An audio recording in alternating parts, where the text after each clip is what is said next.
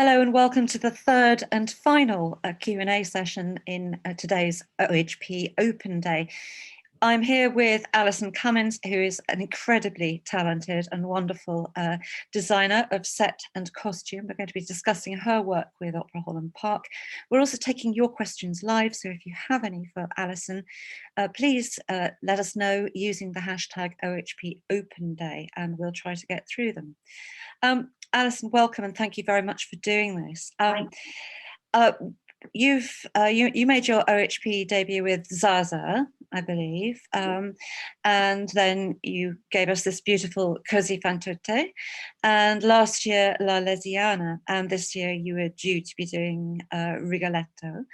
Could you talk a little bit about how the process works from the initial commission, the first conversations with the director, what you listen to, what you read, how you do your research?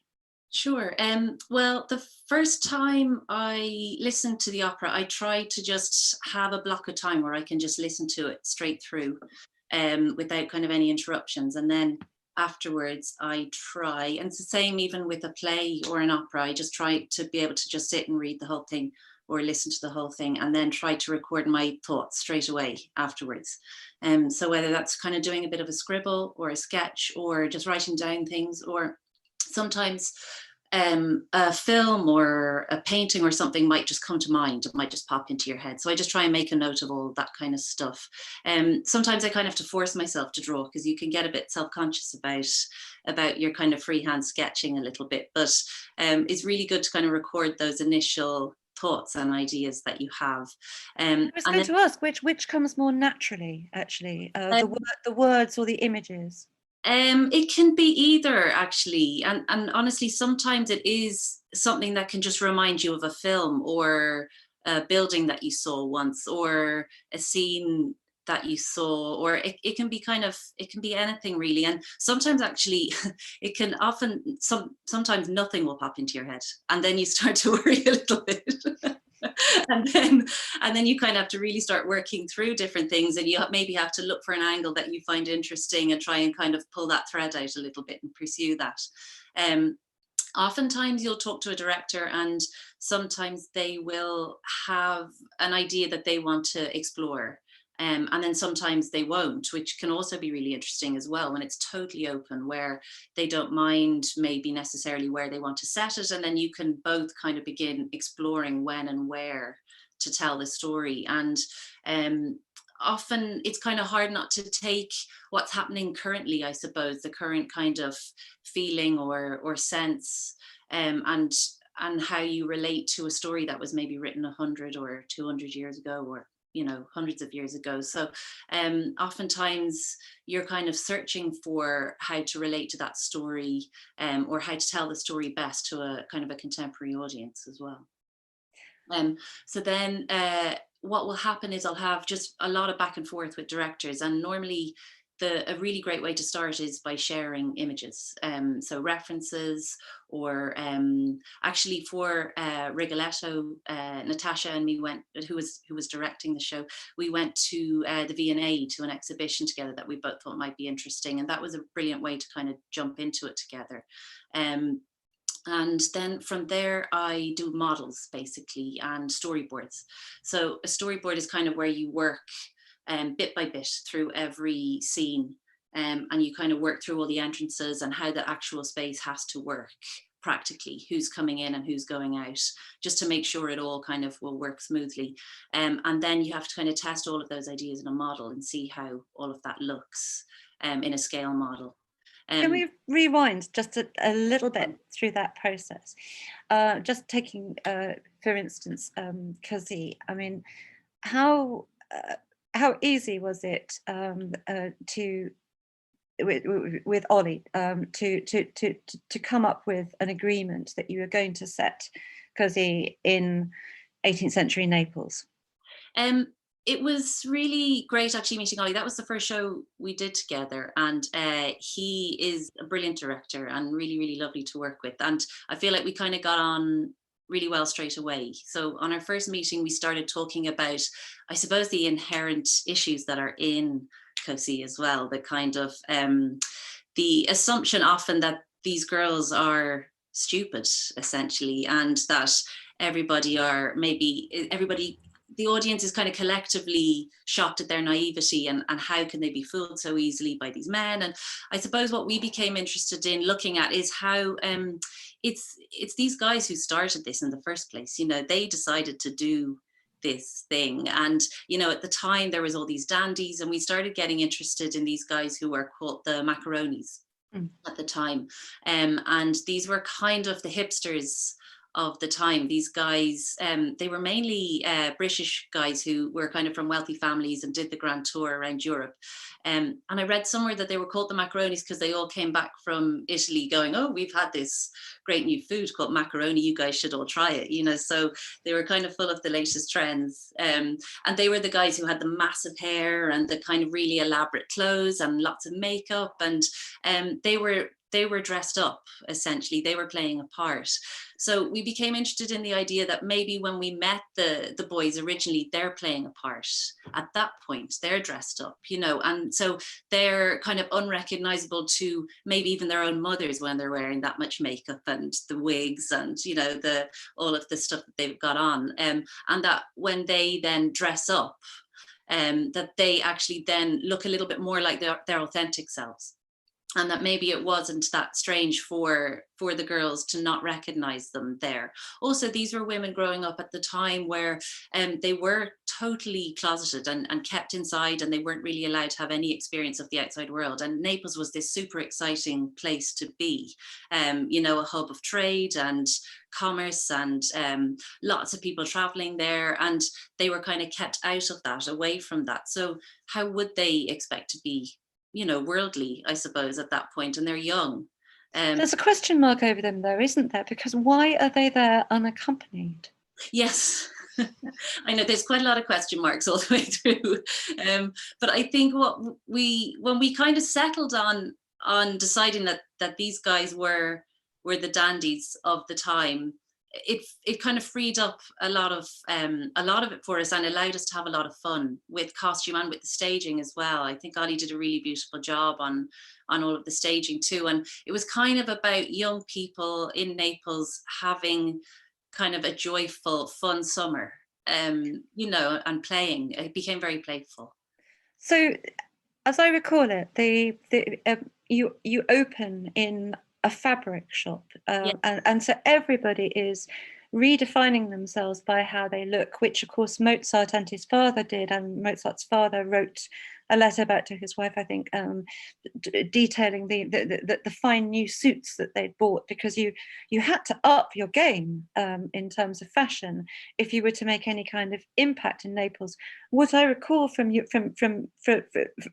designs is, first of all, you have an entire set that is essentially a kind of dressing up box. Yeah. And then all of these interesting little characters in amongst the chorus. Could you talk a little bit more about who those archetypes were meant to be? People pinching stuff and soliciting and showing off and playing tricks. Yeah, I think as well that kind of just evolved in rehearsals as well with the chorus and with Ollie. So I can't take too much credit for all of that. But in the beginning, we talked about trying to really show how exciting Naples was, I suppose, and what a kind of open-minded society it was as well. I think we all think that now is the time that we're all really open about you know, gender fluidity and that kind of stuff, but actually it was going on back then, and that it was just kind of, people just seemed to be doing their own thing, and it was a mix and a coming together of different groups of people, and they all seemed to kind of just mesh really well in this place. People talked about the coffee houses being this kind of really exciting meeting place, and a place that just different groups of people came together and shared ideas. And so it seemed like a place that you would want to hang out in, and a place that you would want to go and have fun in. And that the girls, we were kind of maybe trying to underline the fact that the girls were kept far away from all of that. There was a palace that I had looked at in Naples that has a room full of porcelain flowers. And we thought it would be kind of interesting that the girls were kind of kept in this kind of enclosed in this room that was full of fake nature, I suppose, in a way, like really fragile and carved, or like beautiful porcelain flowers, basically kept indoors and away from real life, where all of kind of the stuff and the fun was happening. And we wanted to kind of make that real contrast, that the men were part of that world and were allowed to be part of that world, whereas the women weren't. How did you come across this particular palace? I mean, where do you begin your research on something like that? I mean, a room filled with porcelain flowers sounds like an incredibly uncomfortable environment to me. Yes. Well, the research bit is, I suppose, maybe my favorite bit of the whole job, to be honest. I absolutely love getting stuck into all the different worlds that you can just get lost in, basically, on every show. So every show that you do, you get to just completely immerse yourself in a different time or place, basically. And yeah, I think it is my favorite part about being a designer. So I maybe over research. It can end up being a way to procrastinate as well, which can also be bad. Yeah, I basically, that's kind of where I start, and I end up going back to it actually at different stages. So you know, when you're at the model stage, you're searching for these kind of maybe reference points that will be relevant to the design, and hopefully support and back up the story that you're trying to tell, and help the singers, but help the audience as well, you know, to try to understand where we are. And then I suppose that's at that point, and then you get to say, when you're doing the costumes in more detail, that's a whole other kind of kettle of fish of research, and you're researching all of, say, if it is period clothes, you're researching stuff from the period, but then maybe you want to throw in some other references from other periods. And then props is another thing which you have to really go into detail on too. So when you're searching for props, they have to be appropriate, obviously, because they could just throw you completely. I do remember some frantic Googling going on about rusty farm machinery, but farm machinery that had to look rusty enough to have already been rusty by 1947 for La Louisiana. But actually then we have to then credit Ted Murphy, the brilliant production manager that is at Opera Holland Park. And he found this brilliant props place in Amersham that also a farmer kind of shares. They're on the land of a farmer who has lots of rusted old agricultural machinery. So obviously Ted found the absolute perfect place to go to find what we needed. So yeah. Magic Ted. We're live with Alyson Cummins here on the OHP Open Day. If you have any questions for us, please submit them. Hashtag is OHP Open Day. They'll get passed through to us. Alyson, just thinking there about the period specificity of La Louisiana, which you set in post-war France after the occupation, and thinking about things like props. I suppose that to a certain degree, getting into costume helps a singer develop a character, particularly if there's sort of period underwear, like a corset or something. You're automatically going to hold yourself differently. If you've got a wide skirt, you're going to move very, very differently. But the things that people hold and have to move around. I mean, I remember that it was in technical rehearsals, there was frantic dirtying of the flag that Yvonne, as Rosa Mamai, had to burn at in the opening. How many last minute things do you have to do of that nature once you're already into the technical rehearsals? Lots. Is the answer. But actually I really enjoy all that bit too. There's loads of finishing off, and actually you kind of have to just pull yourself away from the stage at some points. I mean, sometimes stage managers are actually pulling you away from the stage, because there's always something that's going to catch your eye as well.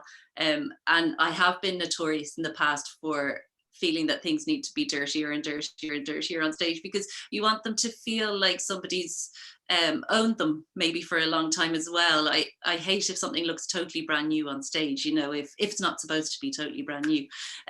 So it's trying to make props, I suppose, look like they belong to that character. and it almost has to fit as well as a costume would, you know, it has to be something that that character would own and use and looks right with them. And I think we're all really good at picking out things that don't look right, actually. I think it's just something that your eye hones straight in on, and it just all helps to tell the story. I think all of these little tiny things is all in the detail. It all comes together to make the picture. So if something's not right in that picture, I think it kind of can distract from the overall. You started out your training studying architecture.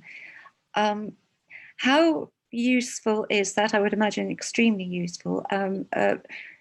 You presumably have a very practical approach as a result of that to structures. Is that fair?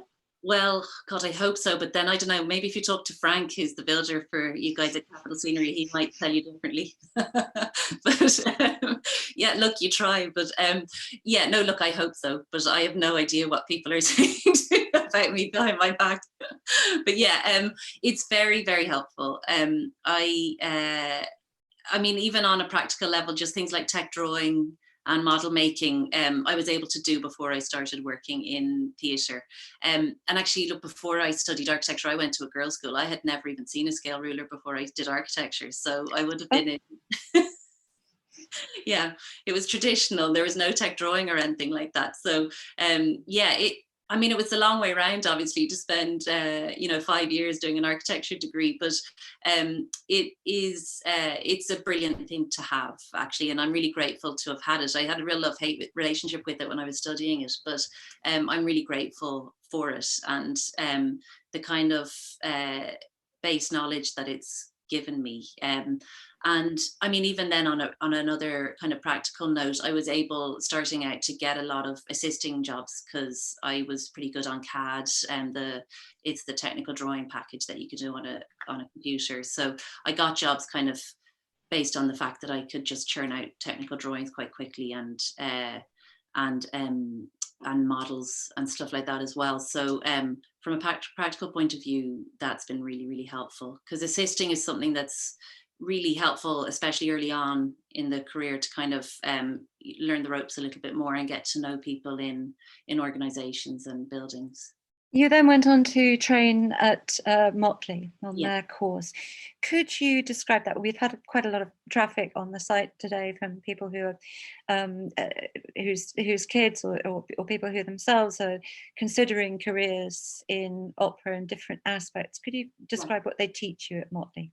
Well, sadly, Motley closed down. No. I know. It's honestly such a loss, I think, to the industry. It's such a brilliant, brilliant, brilliant. Well, it was such a brilliant course, and it was something that was completely based around practical skills. I really, after doing architecture, didn't want to go and do a course where I was going to have to do a thesis or more kind of academia. I wanted to learn how to be a designer on a practical level, and it was absolutely brilliant for that. Alyson ran the course when I did it, and I think she has worked at Holland Park in the past.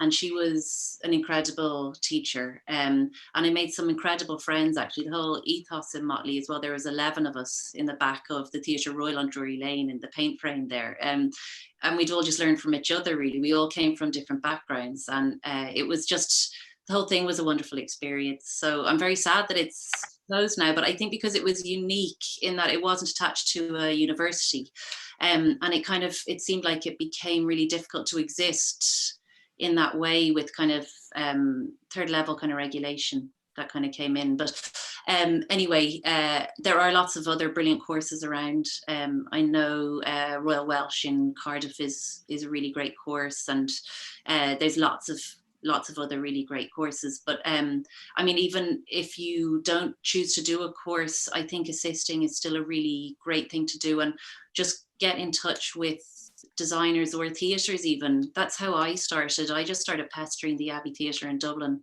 just to ask, could I come in even?